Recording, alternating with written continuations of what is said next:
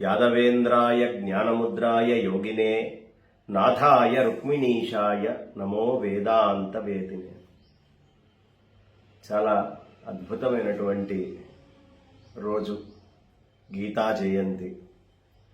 ఎందుకయ్యా అంటే తల్లిదండ్రులు ఈ శరీరాన్ని మనకిస్తారు. ఈ శరీరం రాకుండా జన్మరాహిత్యం కావాలి అంటే దానికి అవసరమైనటువంటి జ్ఞానాన్ని అతఃపూర్వమే ఆ స్థితిలో ఉన్నటువంటి ఆచార్యుడు ఇవ్వాలి.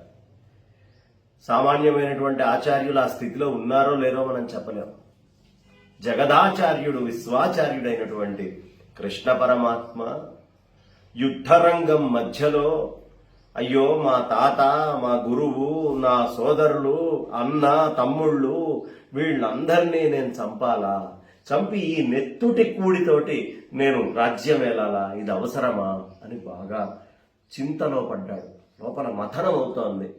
అలాంటి మథనమయ్యేటటువంటి సమయంలో ఆ మథనము అనేటటువంటి దాన్ని గుర్తించినటువంటి కృష్ణ పరమాత్మ ఓహో ఇదే పరిస్థితి అని అర్థం చేసుకొని క్షత్రియుడివై బ్రాహ్మడిలాగా భిక్షమెత్తుకొని బతుకుతావుటయ్యా, నువ్వు చెయ్యాల్సినటువంటి ధర్మం నీకు ఈ శరీరం ఇచ్చినప్పుడు నువ్వు ఆచరించి తీరాల్సిందే అని ధర్మాలని బోధిస్తూ స్వామి ఈ భగవద్గీత అనేటటువంటి చెప్పారు. భగవద్గీత ఎవరికి చెప్పారయ్యా? బాగా మథనంలో ఉండేటటువంటి అర్జునుడికి చెప్పారు. పూర్తిగా గుడ్డివాడైనటువంటి ధృతరాష్ట్రుడు కూడా దాన్ని విన్నాడు.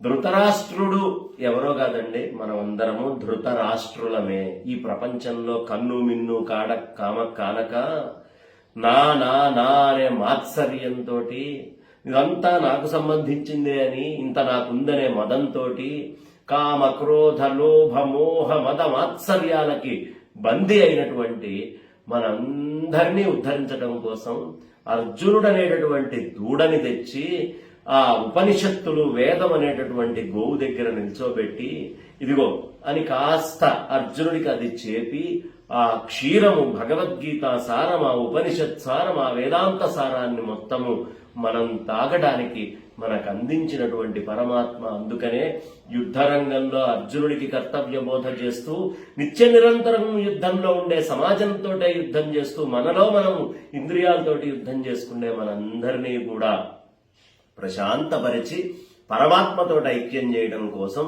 ఈ గీత అనేటటువంటిది ఉద్భవించింది. మార్గశిర శుద్ధ ఏకాదశి గీతా జయంతిగా మనం జరుపుకుంటాం. ఈ గీతా జయంతిని అందరూ కూడా ఇంట్లో చక్కగా పటాలు పెట్టుకొని పూజ చేసుకొని ఆ పుస్తకం పెట్టుకొని గీతా పుస్తకానికి పూజ చేసి ఒక్క శ్లోకమైన భగవద్గీతలోది చెప్పుకుంటే ఖచ్చితంగా మనం అందరం తరిస్తాం. యుద్ధభూమి నిత్య నిరంతర మనందరి లోపల ఉన్న యుద్ధభూమిలో ఉద్భవించినటువంటి మహత్తరమైనటువంటి దివ్యమైనటువంటి జ్ఞాన ప్రబోధ సాక్షాత్తు పరమాత్మతే చేయబడ్డది.